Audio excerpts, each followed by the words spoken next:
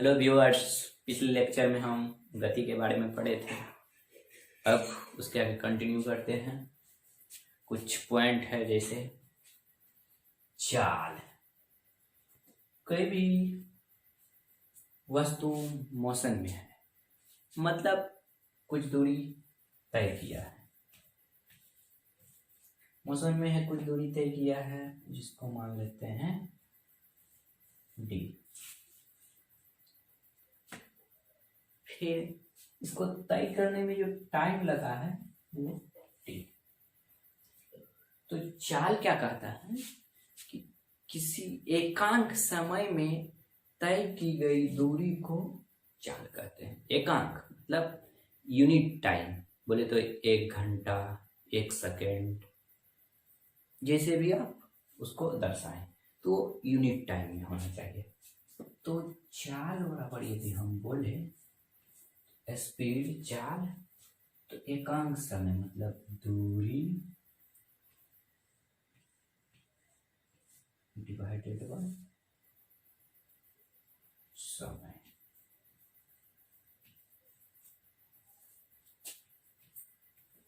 D by T. तो ये मेरा चाल हुआ। तो अब भाई सबसे पहली बात कि चाल का एसआई मात्रक क्या होता है। तो चाल का एसआई मात्रक दूरी, डिस्टेंस। डिस्टेंस को कौन सी में मेजर करेंगे, मीटर में या किलोमीटर में, जिसमें भी मेजर करें तो हमको एसआई मात्रक बोल रहा है। तो एसआई मात्रक हो जाएगा मीटर पर सेकेंड। टाइम का टी सेकेंड, इसका डिस्टेंस मीटर, तो मीटर पर सेकेंड।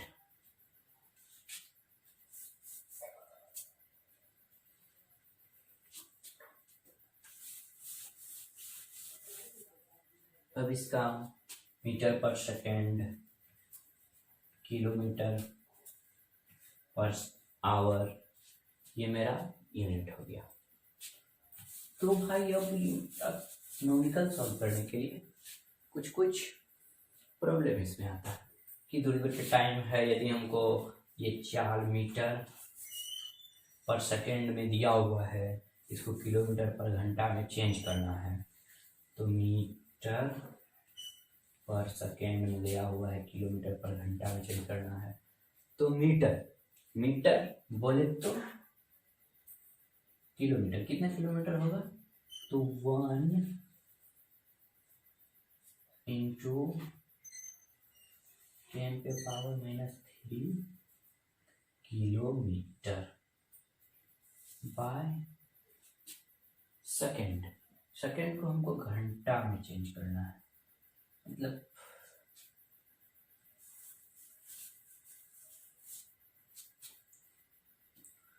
तो हम चाल के बारे में पढ़ लिए। तो अब इसका होता है एसआई मात्रक। इसका एसआई मात्रक क्या हो जाएगा, तो एसआई मात्रक हो जाएगा मेरा दूरी का बोले तो मीटर पर सेकेंड, टाइम का सेकेंड, तो मीटर पर सेकेंड इसका एसआई मात्रक। अब इसका 1 किलोमीटर पर घंटा में भी बोल सकते हैं, जैसे आपको दर्शाना हो पर यूनिट टाइम में हम इसको दर्शा सकते हैं। इसका एसआई मात्रक मीटर पर सेकेंड। तो भाई अब हमको न्यूमेरिकल सॉल्व करने के लिए किलोमीटर पर घंटा में दिया हुआ है, तो उसको हमको मीटर पर सेकेंड में चेंज करना है। तो उसके लिए माना कि कोई दिया हुआ है किलोमीटर पर आवर में दिया हुआ है, इसको मीटर पर सेकेंड। तो भाई हम जानते हैं 1 किलोमीटर बराबर 1000 मीटर, 1000 मीटर। और 1 घंटा बराबर कितना सेकंड, 60 मिनट बराबर 1 घंटा, और 60 सेकंड बराबर 1 मिनट, तो मतलब 3600। ये हो गया मेरा सेकंड। तो कहीं ना कहीं इसको काटेंगे तो 0 0 0 0, बोले तो 10/36। काट करके हम 5/18 बोल सकते हैं मीटर पर सेकेंड। तो हमको यहाँ से क्या मिला कि कोई भी चीज़ किलोमीटर पर घंटा में है, उसको मीटर पर सेकेंड में चेंज करने के लिए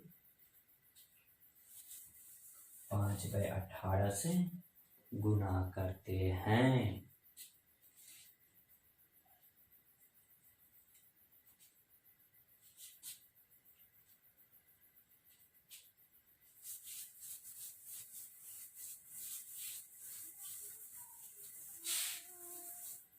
मतलब 1 किलोमीटर पर घंटा इक्वल टू 5/18 मीटर पर सेकेंड। इसलिए 2 किलोमीटर पर घंटा बराबर 2 × 5/18, ये क्या हो जाएगा मीटर पर सेकेंड। तो हम बोलेंगे कि कोई भी चीज़ किलोमीटर पर घंटा में है, उसको मीटर पर सेकंड में चेंज करने के लिए 5/18 से गुना करते हैं। यही 5/18 से गुना करते हैं। मतलब एक क्वेश्चन है कि कोई 72 किलोमीटर पर घंटा है, तो भाई मीटर पर सेकंड में क्या होगा, वाट। तो हम इसको बोल सकते हैं 72 गुना 5/18, 18 चौके 72, 4 पंचे 20 मीटर पर सेकंड। यहाँ तक समझने में कोई दिक्कत नहीं हुआ होगा शायद। अब बात आती है कि भाई यदि हमको मीटर पर सेकंड में दिया हुआ है, उसको किलोमीटर पर घंटा में गुना करने के लिए, मतलब चेंज करने के लिए क्या करेंगे, तो जस्ट कुछ नहीं, 18/5 से गुना कर देंगे, इसको उल्टा देंगे। यानी कि हमको दिया हुआ है 20 मीटर पर सेकंड दिया हुआ है, इसको किलोमीटर में पर घंटा में चेंज करें, इसका वैल्यू कितना होगा। तो सबसे पहली बात 20 मीटर पर सेकंड, तो 20 गुना 18/5, 5 चौके 20, 18 चौके 72, यहाँ से बोल सकते हैं 72 किलोमीटर पर घंटा। यानी कि मीटर पर सेकंड बोले तो छोटा यूनिट से बड़ा यूनिट में चेंज करने के लिए बड़ा वाला से गुना करते हैं। 18/5 बड़ा है तो बड़ा से गुना करते हैं। वही जब किलोमीटर पर घंटा में दिया होगा, उसको मीटर पर सेकंड में चेंज करने के लिए, यानी कि इसको हमको छोटा करना है, किलोमीटर बड़ा है, छोटा करने के लिए हमको छोटा से गुना करते हैं, जिसको हम 5/18 कहते हैं। तो हमको समझ में आ गया कि बड़ा से छोटा में करने के लिए छोटा से गुना करते हैं और छोटा से बड़ा करने के लिए बड़ा से गुना करते हैं। यानी कि किलोमीटर पर घंटा चेंज होगा मीटर पर सेकेंड में कब, जब हम किलोमीटर पर घंटा वाला को 5/18 से गुना करेंगे तब। तो मतलब 5/18, 18/5, तो इसमें बड़ा कौन है 18/5। तो भाई जब बड़ा में चेंज करना है तो 18/5 मतलब बड़ा से गुना करेंगे, छोटा में चेंज करना है तो छोटा से गुना करेंगे। छोटा में का मतलब मीटर पर सेकंड में चेंज करना है, किलोमीटर पर घंटा को तो छोटा वाला से गुना करेंगे, और बड़ा वाला तो कंपटीशन में इसे क्वेश्चन ध्यान देना चाहिए ताकि न्यूमेरिकल बनाने में हमको आसान हो। तो शायद पता चल गया होगा, तो नोट्स कर। अब बात आती है चाल का, तो हम समझ गए यहाँ से डिफरेंट स्पीड से इतना दूरी, मतलब टोटल इतना दूरी तय किया है, टोटल इतना टाइम में, यहाँ से लेके यहाँ तक इतना टाइम में। तो भाई टोटल डिस्टेंस जो तय किया है टोटल इतना टाइम में, तो कोई एक कांस्टेंट चाल होगा, कोई एक कांस्टेंट स्पीड होगा जो कि उस कांस्टेंट स्पीड से इतना डिस्टेंस इतना टाइम में तय कर सकता है। तो वो कांस्टेंट स्पीड एक मिडिल में स्पीड होगा, मिडिल स्पीड जिसको एवरेज स्पीड कहते हैं। तो वो कांस्टेंट स्पीड आखिर है क्या? वही तो है भाई औसत चाल, कि मतलब कि इतना कांस्टेंट स्पीड से चलेगा तो टोटल डिस्टेंस इतना टाइम में कर लेगा। यहाँ पर डिफरेंट डिफरेंट चाल से चला है तो इतना डिस्टेंस तय किया है इतना टाइम में। तो एक ऐसा स्पीड होना चाहिए जो कि एक ही उसी कांस्टेंट स्पीड से इतना डिस्टेंस इतना घंटा में तय कर दे। अब चलो उसके बारे में पता करते हैं आखिर वो कांस्टेंट स्पीड क्या होगा।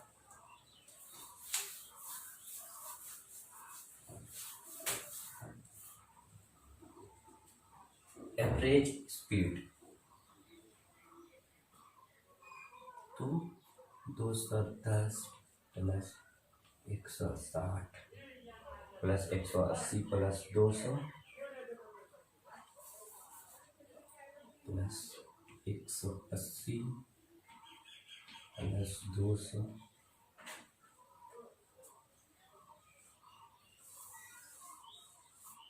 प्लस 180 प्लस 200 प्लस 180 फिर प्लस 200 प्लस 180 फिर प्लस 200 फिर प्लस 180 प्लस 200। तो मेरा टोटल डिस्टेंस इतना हो गया। उसके बाद total time, total distance by total time. तो टोटल टाइम मेरा कितना लगा? 3 plus 2 plus 2 plus 2 plus 3 plus 4, मतलब इतना किलोमीटर इतना घंटा। तब इसको जोड़ लेंगे, अब इसको जोड़ लेंगे तो डिस्टेंस जो है मेरा कितना हुआ? तो डिस्टेंस हो गया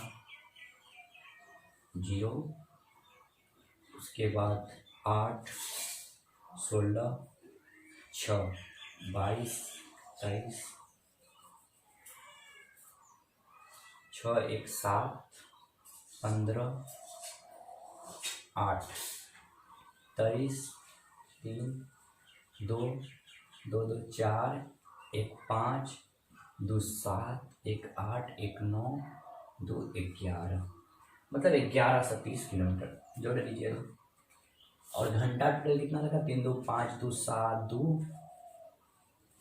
9 3 12 4 16 घंटा लगा। तो अब इसको मेरा काटेंगे तो कटना चाहिए 8 5 65, तो मतलब 565/8 किलोमीटर पर घंटा। इसको पॉइंट में चेंज करेंगे तो मेरा हो जाएगा कि इतना के एवरेज स्पीड से यदि गाड़ी चलेगी तो इतना टाइम में यानी कि 16 घंटा में 1130 किलोमीटर डिस्टेंस तय कर लेगा। तो मेरा एक एवरेज स्पीड निकल गया कि लगभग इतना की स्पीड से चलनी चाहिए गाड़ी। तो भाई उसी को कहते हैं औसत चाल, मतलब मीन वाला चाल। एक एवरेज डिफरेंट डिफरेंट स्पीड को हमको मालूम नहीं है कि इतने से गाड़ी चलाना है, इतने से गाड़ी चलाना है, इतने से चलाना है, लेकिन अब औसत चाल का यूज उसी जगह से हो उसी जगह होगा कि मतलब कि हमको तो गाड़ी का फिक्स नहीं है कि इतने चलाना है, इतने चलाना है, इतने चलाना है, लेकिन एक एवरेज स्पीड मतलब औसत चाल हम मान लेंगे कि मान लेते हैं सर 80 है, कि मतलब 80 किलोमीटर के आसपास, कभी 80 से कम कभी 80 से ज़्यादा ऐसे की स्पीड से चलाएंगे तो मेरा यदि 8 घंटा में पहुंचना है तो हम 8 घंटा में पहुंच जाएंगे। 16 घंटा में पहुंचना है तो 16 घंटा में मंजिल तक पहुंच जाएंगे। तो एक अनुमान स्पीड मेरा हो गया, उसी को कहते हैं औसत स्पीड, मतलब एवरेज स्पीड बोलते औसत चाल।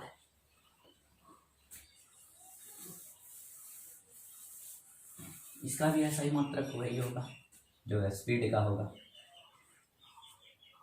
सब चीज सेम होगा।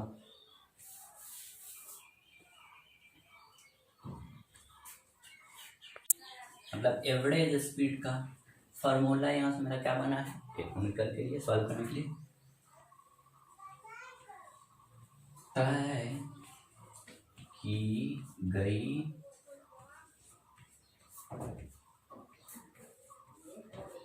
कुल दूरी डिवाइडेड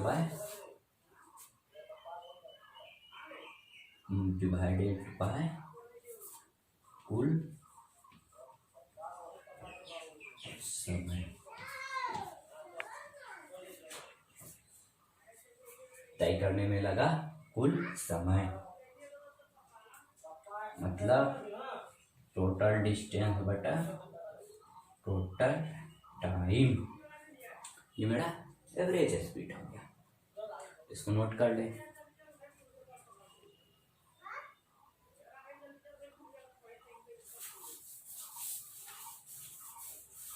अब हम बात करेंगे स्पीड के बारे में। तो स्पीड जो है एक अदिश राशि है, अदिश राशि। चाल जो है एक अदिश राशि है।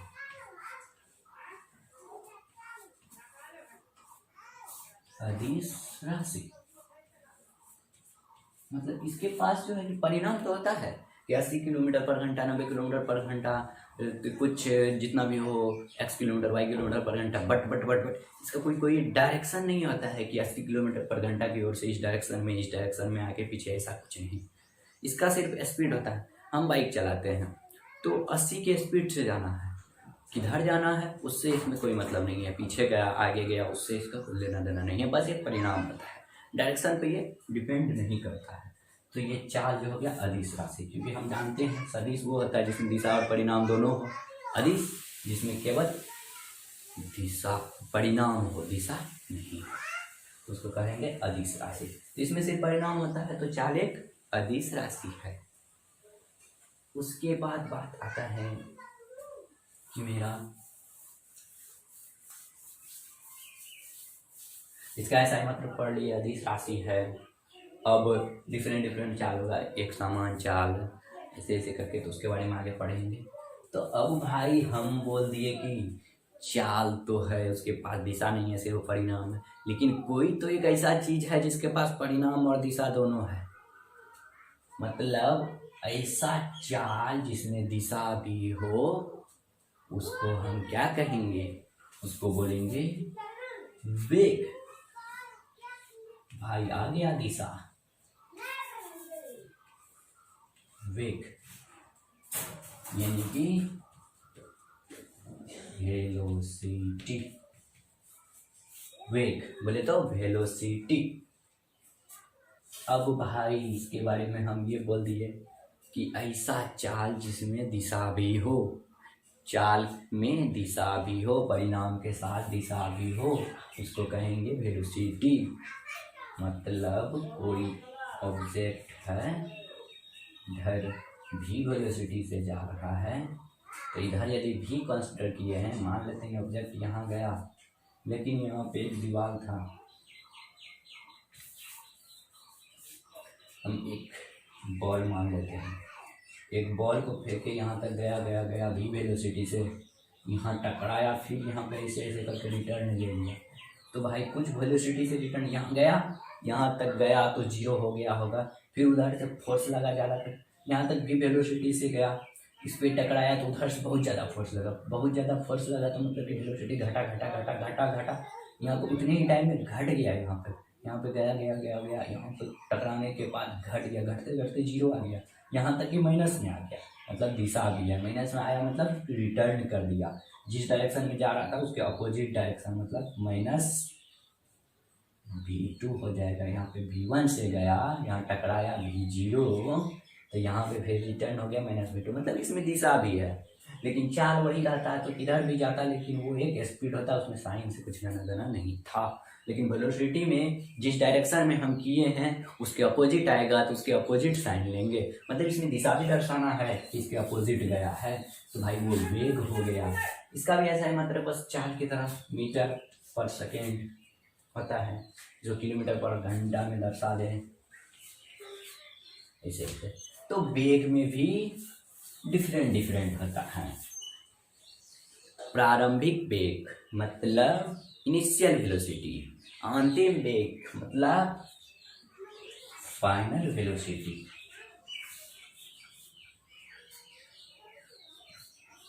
प्रारंभिक वेग, अंतिम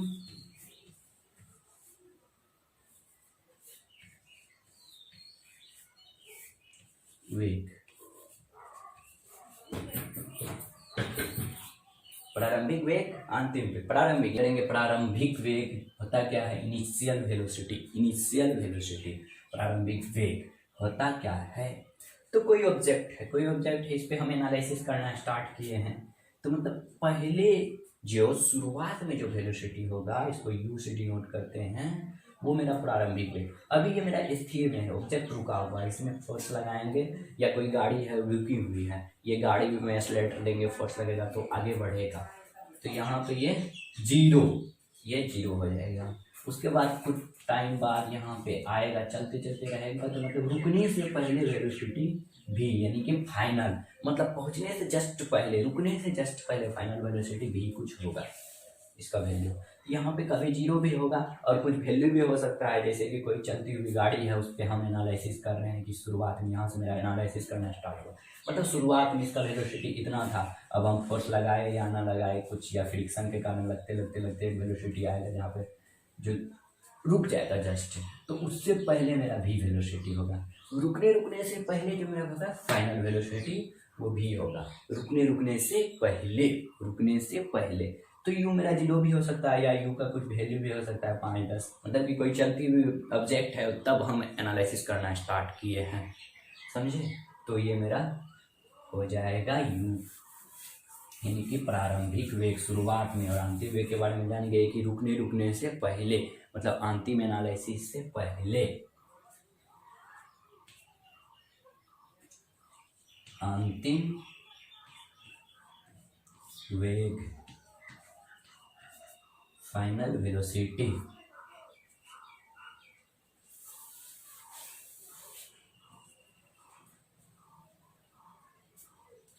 ये दोनों हो गए। अब हम बात करेंगे कि प्रारंभिक वेग को u से डिनोट करते हैं, मतलब इनिशियल वेलोसिटी को u से डिनोट करते हैं, वही फाइनल वेलोसिटी यानी कि अंतिम वेग को v से डिनोट करते हैं, छोटी स्मॉल v। हो गया। अब बात आती है कि वेग में जो है कि कुछ मतलब बढ़ते बढ़ते रहेगा, या घटते घटते, या समान वेग, या एक समान वेग से चलते चलते रहेगा। यदि v वेग से है, यहाँ पे स्टार्टिंग u, यहाँ पे v वेग से ही चलता है कोई ऑब्जेक्ट, तो ये इसका मतलब हो गया एक समान वेलोसिटी v, मतलब एक समान चाल या एक समान वेलोसिटी से चलते हुए जा रहा है, मतलब वेलोसिटी चेंज नहीं हो रहा है। तो वेलोसिटी कब चेंज नहीं होगा? जब उस पर कोई अपोजिट फोर्स नहीं लगेगा, तब, मतलब एक्स्ट्रा फोर्स नहीं लगेगा तो वेलोसिटी चेंज नहीं होगा। तो उसको कहेंगे हम एक समान वेलोसिटी। लेकिन भाई हम तो कह दिए कि एक समान वेग, एक समान वेग, इंग्लिश में बोलेंगे कांस्टेंट वेलोसिटी को भी ऐसे तो कांस्टेंट वेलोसिटी मतलब एक समान वेग से ही चलते जा रहा है, उसमें कुछ फ्रिक्शन, मतलब कि उसमें कम ज़्यादा नहीं हो रहा, भी है तो भी से ही चलते जा रहा है। तो ऐसा स्थिति में कहीं ऑब्जेक्ट रुकेगा नहीं, चलते जा रहा है भी, कोई चीज़ घूम रहा है तो वही कितना, तो भी वेलोसिटी। अब बात आता है कि दूसरी, मतलब जब एक सामान आया तो भाई अलग अलग वेलोसिटी कैसे होगा? वेलोसिटी में इंक्रीज डिक्रीज, मतलब बढ़ना घटना कैसे होगा? तो उसको क्या बोलेंगे? तो उसको बोलेंगे असमान वेलोसिटी, असमान वेग। क्या बोलेंगे? असमान वेग। तो भैया असमान वेग किसके कारण आता है, ये भी पूछना जरूरी है। मान लिए हैं कि यहाँ पे था एक ऑब्जेक्ट, इसको फोर्स मतलब बल बल बढ़िया से हम पढ़ेंगे और बच्चे में पढ़े भी होंगे। फोर्स इसमें कुछ ऐसे करके धकेल दिए, कोई चीज़ था ऐसे करके धकेल दिए, वो जो है कि एक वेलोसिटी यहाँ पे भी प्राप्त किया, भी से चलते जा रहा। लेकिन आप कहिएगा कि हम कोई भी चीज़ को धकेलते हैं तो रुक जाता है, तो आप कहते हैं कि भी से। तो मेरा कहना ये है कि एक बार आप फोर्स लगाए तो वो भी वेलोसिटी पे आ गया, एक बार फोर्स लगाया भी वेलोसिटी पे आ गया, लेकिन जब तक इस पे कोई अपोजिट फोर्स नहीं लगेगा, मतलब डिफरेंट, तो इसका वेलोसिटी या इधर से फोर्स नहीं, एक्स्ट्रा फोर्स नहीं लगेगा, तो वो मतलब वेलोसिटी में उसका चेंज नहीं आएगा। लेकिन आप कहिएगा कि हम कोई भी चीज़ को रियल लाइफ में ऐसे धकेल दिए, इसको धकेलिए, मतलब कुछ फोर्स एक बार लगा दिए, लेकिन कुछ दूर जाने के बाद वो रुक जाता है। हाँ भाई रुकेगा।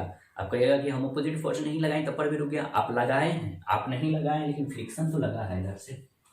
फ्रिक्शन मतलब कि घर्षण, 8 क्लास में बढ़िया से पढ़ चुके होंगे, उसके बारे में बात आगे करेंगे बहुत अच्छी से।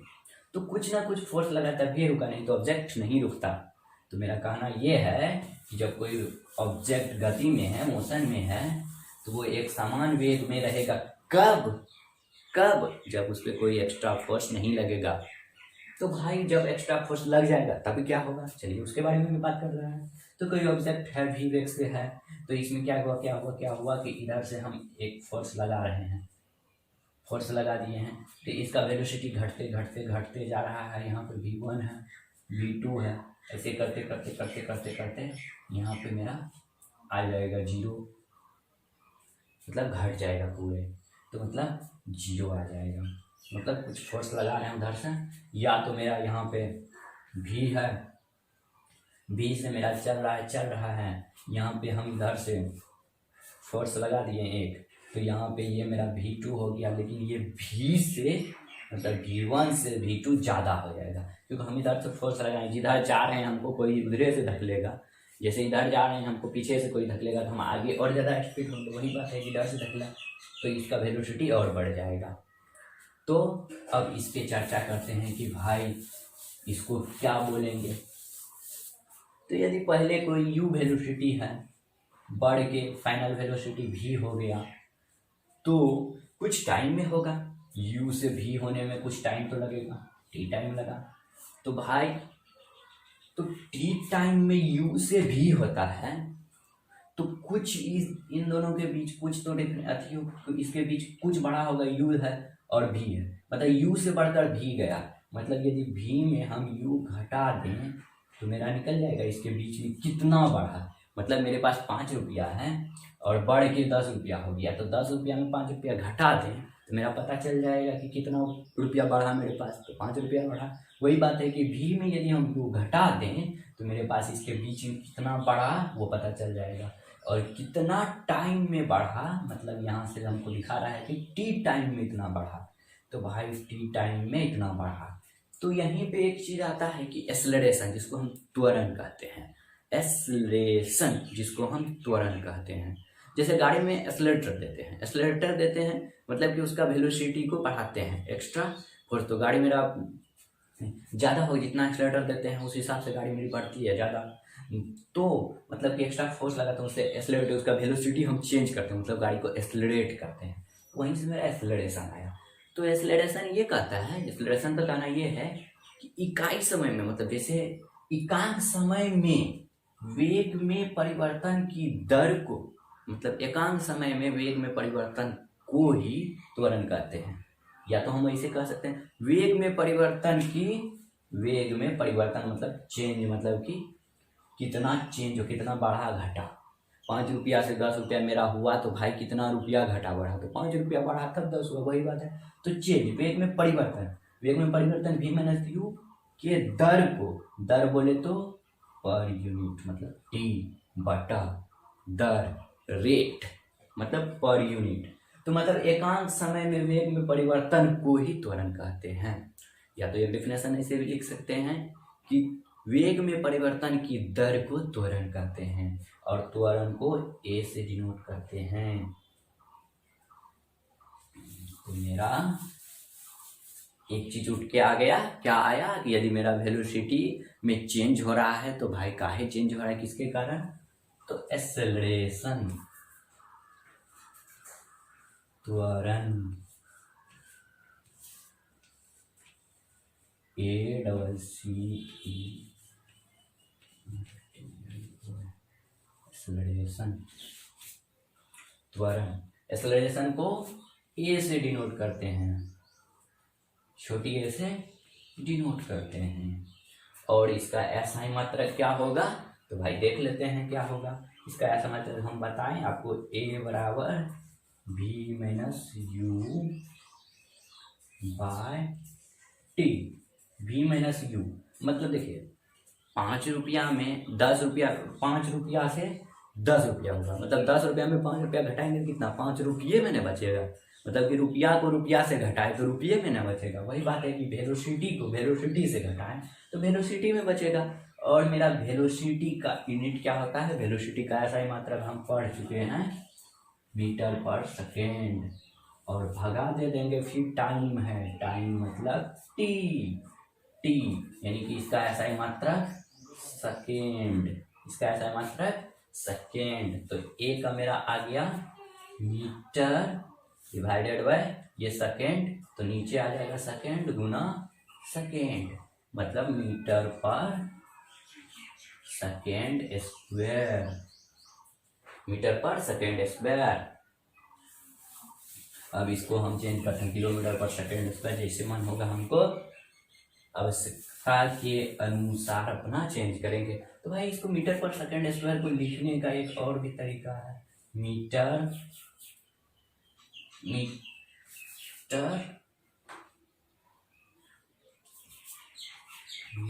पर सेकेंड स्क्वायर। इसको बराबर करके हम लिख सकते हैं मीटर इनटू सेकेंड का स्क्वायर। तो हम जानते हैं कि नीचे कोई पावर रहता है, ऊपर जाता है तो वो पावर माइनस हो जाता है। मतलब S पे स्क्वायर है, S पे पावर 2 है, ये नीचे से मटपटा से ऊपर गया तो माइनस में वो पावर हो जाएगा। वही बात हम वेलोसिटी में भी कर सकते थे, मीटर पर सेकेंड था वेलोसिटी का, तो इसमें भी हम कर सकते थे मीटर सेकेंड पे। यहाँ पे कुछ नहीं है तो क्या है, 1 दे सकते हैं, तो -1, इसको गुना में हम वैसे लिख सकते हैं। बेसिक चीज है, याद होनी चाहिए। तो अब बात आया, मतलब न्यूमेरिकल में इसे देखेंगे तो घबराने की बात नहीं है। तो त्वरण का SI मात्रक मीटर पर सेकेंड स्क्वायर, या तो मीटर सेकेंड पे इनवर्स 2। अब बात आया कि त्वरण भी तो चेंज होते जाएगा। त्वरण के बारे में पढ़ लिए हैं, तो अब त्वरण में भी चेंजिंग आएगा। जैसे कहीं पे A त्वरण, फिर A1 A2 A2 A3, मतलब इसमें भी चेंज आएगा ही। और वो कैसे आएगा, हम पहले एक्सेलरेशन भी बहुत तरह के हो सकता है। मतलब पहली बात तो एक कांस्टेंट होगा कि ए ही से जा रहा है, मतलब ए ही त्वरण से उसका वेलोसिटी घट रहा है। ए मतलब कांस्टेंट, यहाँ से दिल्ली तक जाना है तो जितना घट रहा है बराबर घट रहा है, यानी कि एक समान त्वरण,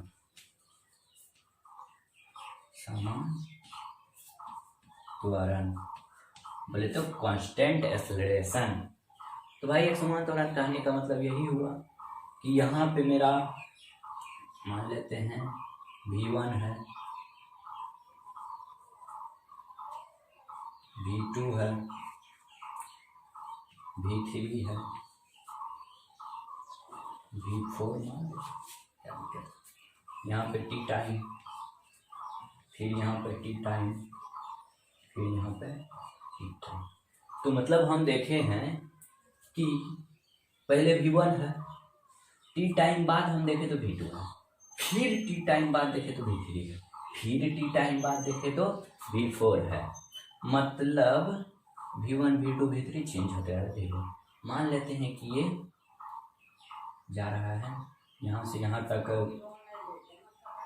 V1 का कुछ वैल्यू है, तो यहाँ पे ये हम कह सकते हैं कि V2 माइनस V1 जब v3 माइनस v2 के बराबर होगा तो वो होगा एक समान त्वरण। यानी कि मेरा कहने का मतलब ये हुआ कि टी ही टाइम यहाँ पे वेलोसिटी में चेंज हुआ v2 माइनस v1, फिर दूसरे टी टाइम में वेलोसिटी में चेंज हुआ v3 माइनस v2 और दोनों चेंज बराबर है। यानी कि मेरे पास 2 दिन में 5 रुपया से 10 रुपया हुआ, फिर अगले 2 दिन में 10 रुपया से 15 रुपया हुआ। तो यानी कि मेरा 2 दिन में कितना कितना बढ़ रहा है, 5-5 रुपया का बढ़ रहा है। मतलब एक समान रूप से बढ़ रहा है। वही बात है कि मतलब जब मेरा एक ही टाइम में मतलब समान टाइम में समान समय अंतराल में यदि इन दोनों का डिफरेंस मतलब कि बढ़ने का रेट जो है वो सेम है तो उसको बोलेंगे एक समान त्वरण। मतलब समान रूप से बढ़ रहा है उतना ही टाइम में। अब कोई बोल देगा कि भाई 30 टाइम में v1 से v2 हुआ, वही यहाँ पे यदि 2t टाइम मतलब इस 2 गुना टाइम में यहाँ पे v2 v3 है और मेरा v2 माइनस v1 जो है v3 माइनस v2 के बराबर नहीं है तो भाई एक समान त्वरण होगा। तो चेक करना होगा कि होगा कि नहीं, क्योंकि देखिए यहाँ पे टाइम तो सेम नहीं है, टाइम t है 2t है, तो भाई उसको कैसे निकालेंगे। तो उसके लिए फिर हमको करना पड़ेगा, क्या करना पड़ेगा, सिलेक्शन निकालना पड़ेगा। a1 बराबर मतलब 1 सेकेंड में निकालना होगा यहाँ पे कितना चेंज किया है और यहाँ पे 1 सेकेंड में कितना चेंज किया है। जब 1 सेकेंड में चेंज दोनों में बराबर होगा तब एक समान त्वरण होगा। तो इस कंडीशन को भी चेक कर लेते हैं। v2 माइनस v1 बटा t मतलब 1 सेकेंड में एकांक समय में कुछ आया वेलोसिटी एक्सेलरेशन कुछ आया, फिर यहाँ पे a1 आया, यहाँ पे a2 आया।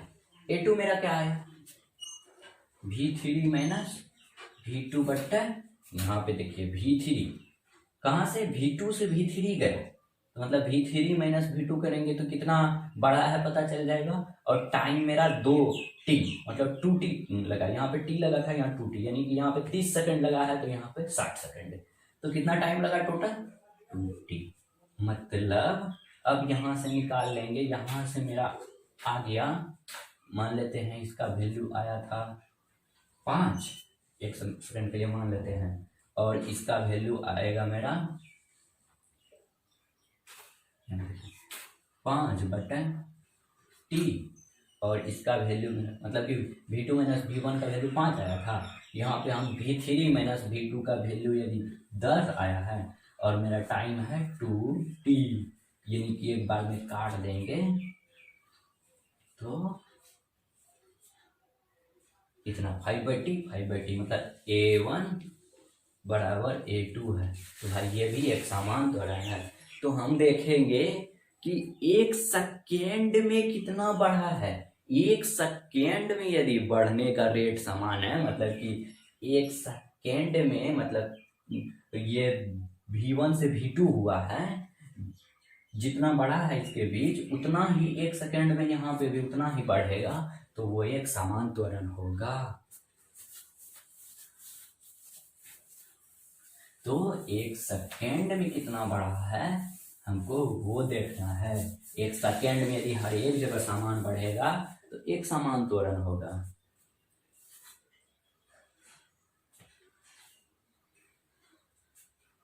तो एक क्वेश्चन है उसको कमेंट करना है।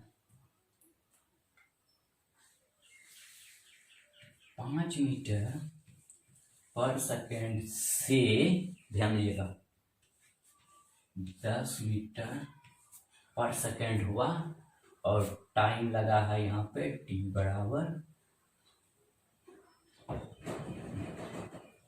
मतलब 30 सेकेंड SEC सेकेंड।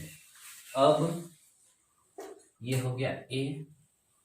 अब फिर 10 मीटर पर सेकेंड से बढ़कर मेरा हो गया 50 मीटर पर सेकेंड।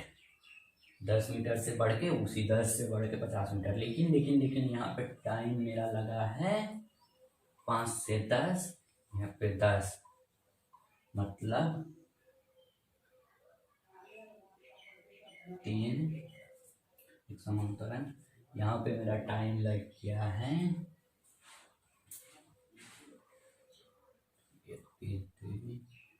4 मिनट। 4 मिनट लग गया यहाँ पे मेरा टाइम। इसको 60 सेकेंड 1 मिनट में होता है, तो वो आप लोग चेंज कर लीजिएगा MIN। यहाँ पे टाइम लगा है मेरा 4 मिनट।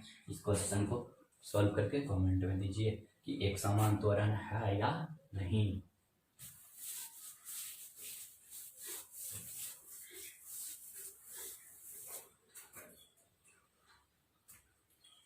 अब आगे पढ़ेंगे कि भाई एक समान त्वरण तो देख लिए। अब मेरा यदि 1 सेकेंड में चेंज जो है समान नहीं आया, एक जगह आया A1 और एक जगह आया A2, अब दोनों बराबर नहीं है, मतलब A1 बराबर नहीं है A2 का, तो उसको क्या कहेंगे? तो समान सी बात है, उसको कहेंगे असमान त्वरण। असमान त्वरण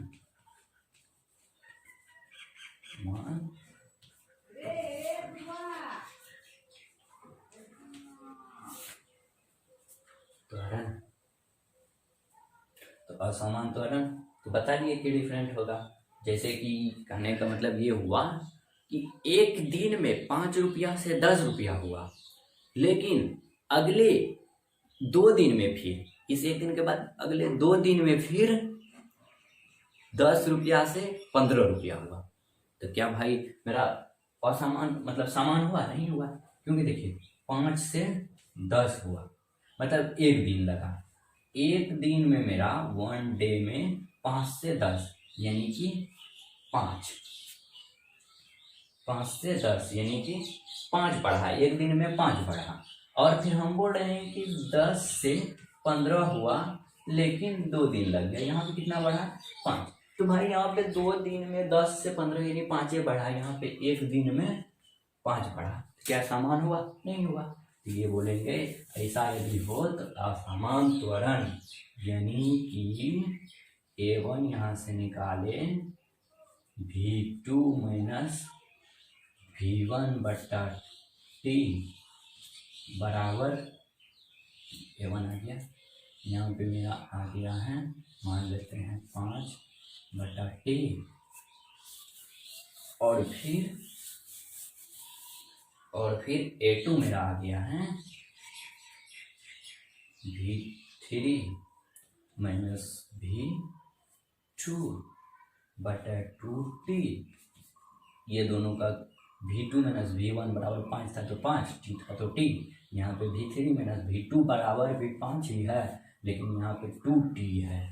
क्या यहाँ पे सेम हुआ? नहीं हुआ, मतलब A1 बराबर नहीं है A2 का, तो ये क्या हो गया? असमान त्वरण। तो असमान त्वरण फिर किसके कारण होगा? अनबैलेंस फोर्स के कारण, मतलब अलग अलग बल के कारण फिर हो जाएगा असमान त्वरण। मतलब समान रूप से फिर बल नहीं लगा रहे हैं, मतलब गाड़ी में, मतलब गाड़ी है तो एक्सीलरेटर एक बार दे दिए, चल रहे हैं, लेकिन फिर कहीं पे आया एक्सीलरेटर दे दिए, मतलब उसमें एक्स्ट्रा फोर्स फिर लगा दिया, तो भाई मेरा एक्सीलरेशन चेंज होगा। तो एक्सीलरेशन में चेंज होगा। अब आता है एक मंदन त्वरण। मंदन त्वरण कहते हैं। अब भाई ये मंदन त्वरण क्या होता है? जब मेरा त्वरण माइनस में चला जाता है तो वो हो जाता है मंदन त्वरण। अब भाई मंदन त्वरण के बारे में बात करेंगे, तो कोई भी गाड़ी है, भी वेग से जा रहा है, जा रहा है, ठीक। कुछ टाइम बाद यहाँ पे एक मान लो गाड़ी है, जा रहा है, लेकिन इधर से कोई फोर्स लगा रहा है, इधर से कुछ ज़्यादा ही फोर्स लगा रहा है, फोर्स लगा रहा है, गाड़ी से जा रहा है।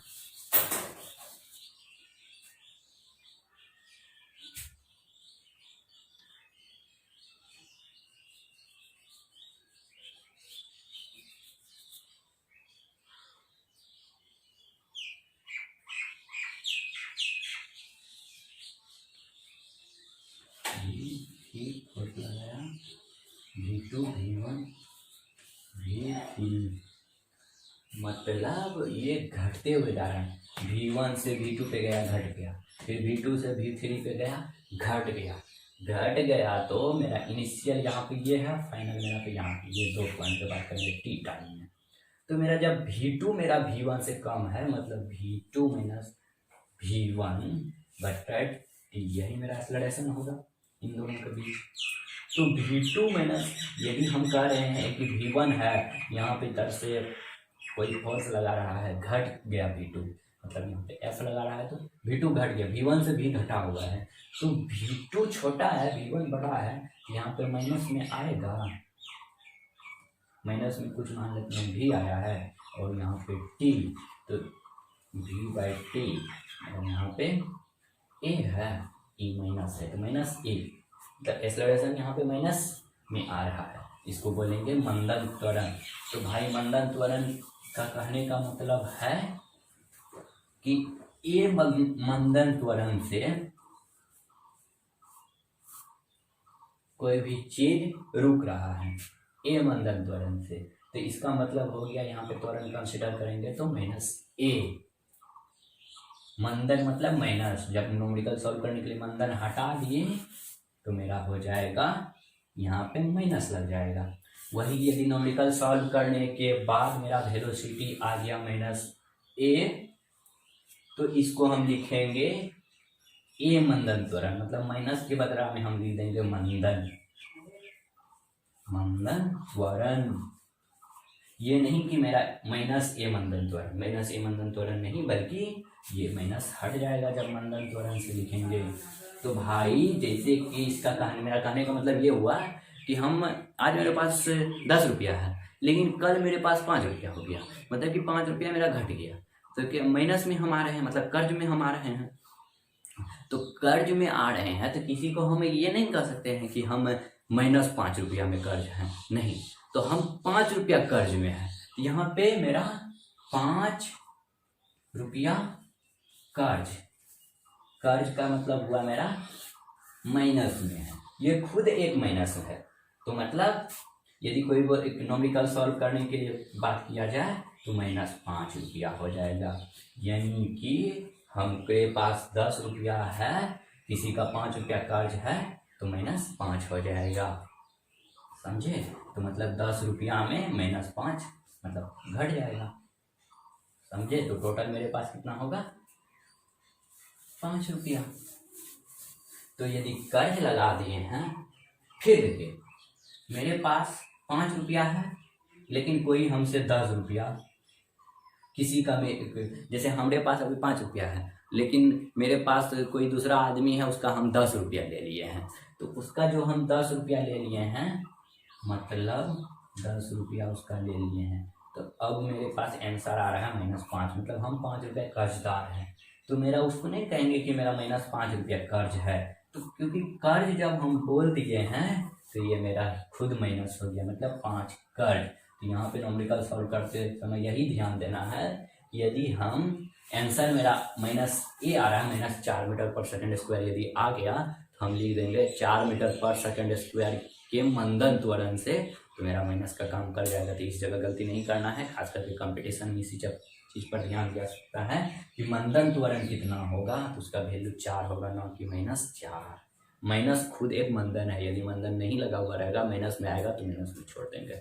यदि क्वेश्चन में कह दिया कि 4 मीटर पर सेंटीमीटर स्क्वायर की मंदन त्वरण से, तो भाई मेरा न्यूमेरिकल सॉल्व करते समय इसको लेंगे -4, मतलब जब मंदन हटा तो माइनस लगा, माइनस हटा तो मंदन लगा।